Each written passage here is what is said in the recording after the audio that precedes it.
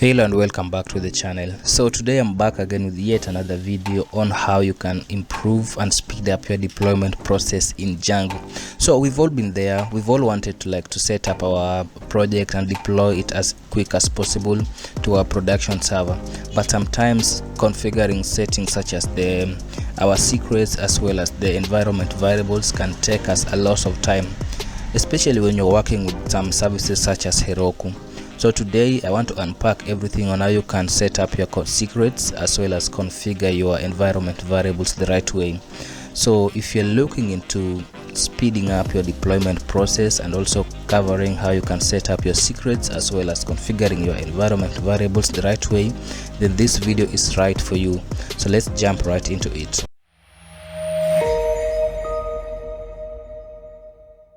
So over here I do have my Visual Studio Code open. So this is a project that we've been working on before. I think you're all familiar with it. So what we want to do here is we want to set up our environment variables as well as setting up our migration. So we want to automate our migrations process and also setting up our Heroku configurations. So the first thing that we need to look at is how you can set up your Heroku configurations. So normally when you want to set your Heroku configurations, you'll do something like Heroku config, then you say set, then you're able to set your Heroku environment variables.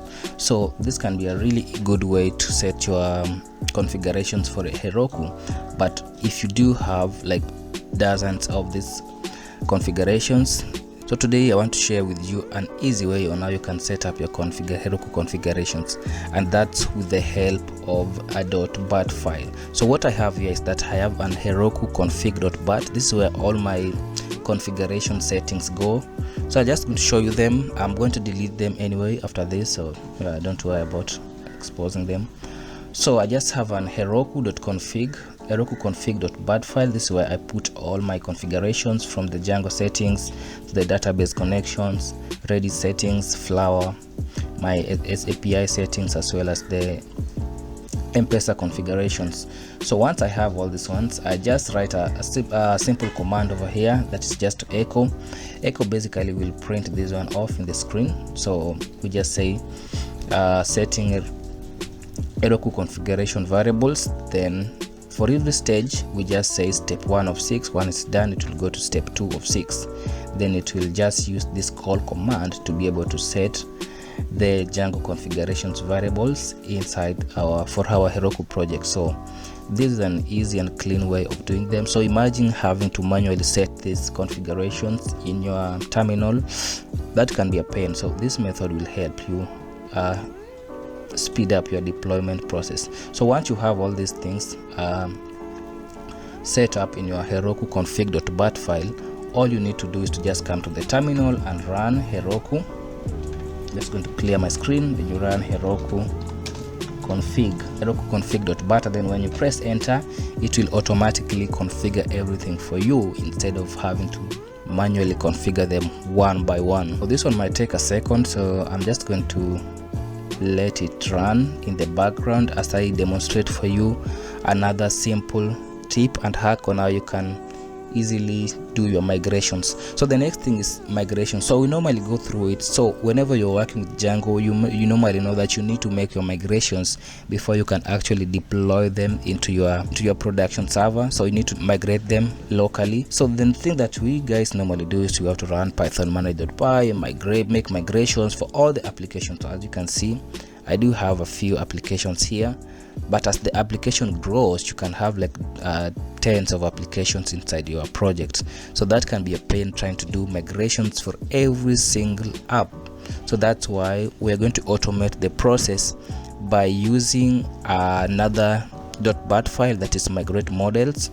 So what I do have here is just a simple command. Again, we are just putting all the commands that we have with the python manage.py. We are migrating all the applications all the way from account to communications. Another important thing to note is that you need to put them into order. So when a given app depends on the other, it needs to be given the first priority. After the make migrations, I'm finally doing my migrate schemas command. This is a Django tenant command.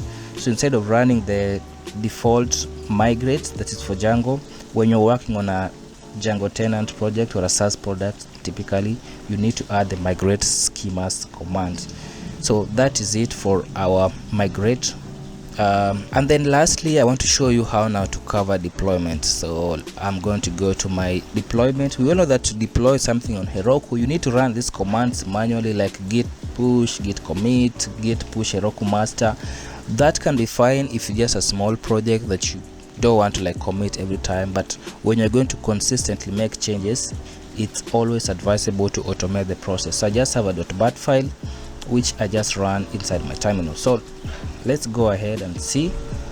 Okay, the configurations has been set for me here, so I'm just going to exit out of this, and now you can see all the steps have been completed. And then now we can run the deployment part. So if you want to speed up the process, want to like really speed up, we're just going to run the deploy.bat file. So this is what deploys our applications with all those commands there. So this saves you some time of having to repeat yourself on the commands. If you just type that one, hit enter, then you can give it a commit message. I want to say added a configuration, a config file. So just going to do that, press enter, and that will automatically deploy our application. So you can see the deployments are being done to Heroku, and then you don't have to worry about writing all those commands at all. That's all I wanted to share with you on how you can actually speed up the deployment of your Heroku application. So that's it for today. If you found any value inside this video, please consider subscribing to the channel if you haven't. Also remember to like and share the video. So that's it for today, and see you in the next one.